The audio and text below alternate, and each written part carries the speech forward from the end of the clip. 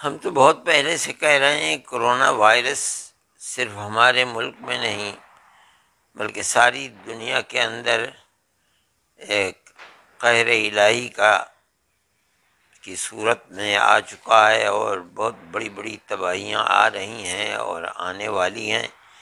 ہمارا ملک بھی اس کی لپیٹ میں ہے، اور مشکل یہ ہے کہ اس مرض کا کوئی علاج اب تک دریافت نہیں ہو سکا۔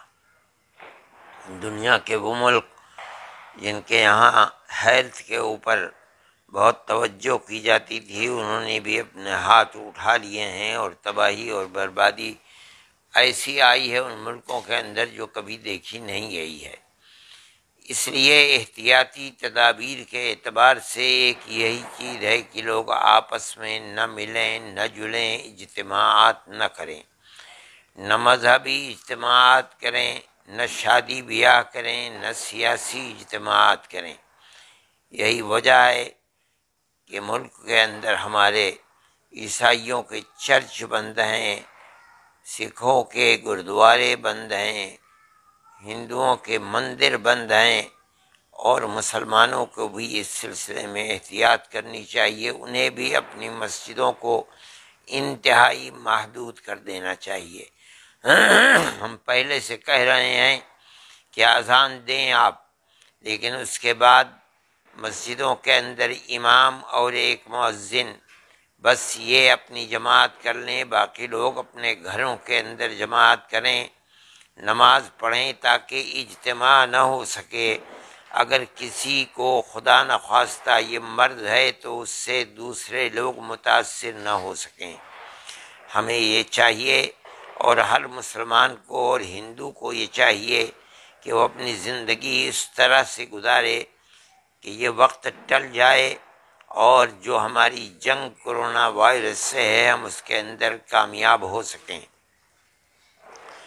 اسی لیے میں بھی کہتا ہوں، مسلمانوں سے اپیل کرتا ہوں، چاہے وہ اجتماعیت مسجد کے اندر جماعت کی شکل میں ہو، چاہے وہ اجتماعیت تبلیغ کے اجتماع کے سلسلے کے اندر ہو، ہر جگہ آدمی کو محتاط رہنا چاہیے، اور اگر ذرا بھی کسی کے اوپر کوئی اثر ہے تو فوراً اس کو ڈاکٹر سے جا کر کے معائنہ کرانا چاہیے، اور اپنے آپ کو الگ کر لینا چاہیے تاکہ اس سے دوسرا آدمی متاثر نہ ہو سکے۔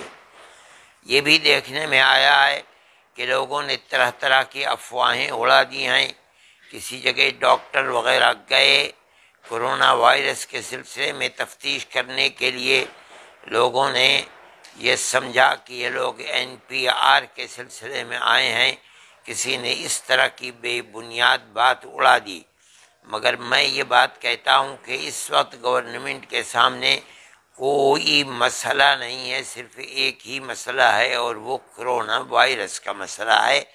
اس سلسلے میں ہیلتھ منسٹری نے جو بھی گائیڈ لائن دی ہے، مسلمانوں کو بھی اس میں مدد کرنا چاہیے، اور برادران وطن کو بھی مدد کرنی چاہیے تاکہ اس جنگ کے اندر ہم کامیاب ہو سکیں۔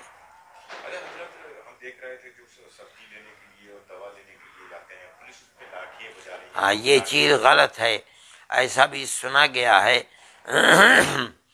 یہ لوگ ضرورت مند ہیں، اور ہر آدمی کے ساتھ ضرورتیں لگی ہوئی ہیں، کوئی نہ کوئی چیز اسے صبح کو خریدنی ہے، اور گورنمنٹ نے بھی اس سلسلے میں صبح سے لے کر کے کہیں 9 بجے تک، کہیں 10 بجے تک، کہیں 11 بجے تک ضروریات زندگی کے لیے لاک ڈاؤن کے اندر نرمی کی ہے۔ اس وقت میں اگر کوئی نکلتا ہے تو پولیس کو اس کے ساتھ ہمدردی کا معاملہ کرنا چاہیے۔ وہ اپنی ضرورتوں کو اگر پورا نہیں کریں گے تو اپنے بچوں کی پرورش کیسے کریں گے، اور اپنے اور ان کے پیٹ کو کس طرح بھریں گے۔ اس لیے یہ ضروری ہے کہ پولیس یہ دیکھے کہ وہ کس لیے جا رہا ہے۔ اگر اس کا سبب جائز ہے تو اس سلسلے کے اندر پولیس کو اس کی مدد کرنی چاہیے، اور ایڈمنسٹریشن کو اس سلسلے کے اندر مثبت رویہ اختیار کرنا چاہیے۔ گائز ایسے ہی ویڈیوز کے لیے ہمارے چینل اشاعت الاسلام کیرانہ کو سبسکرائب کریں۔